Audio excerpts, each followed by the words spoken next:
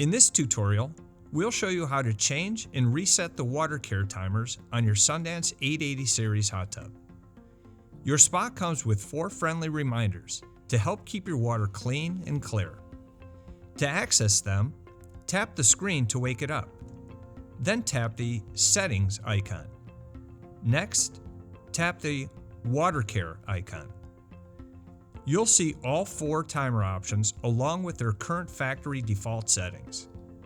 To change or reset any of them, just tap the option you want and scroll up or down to choose your preferred setting.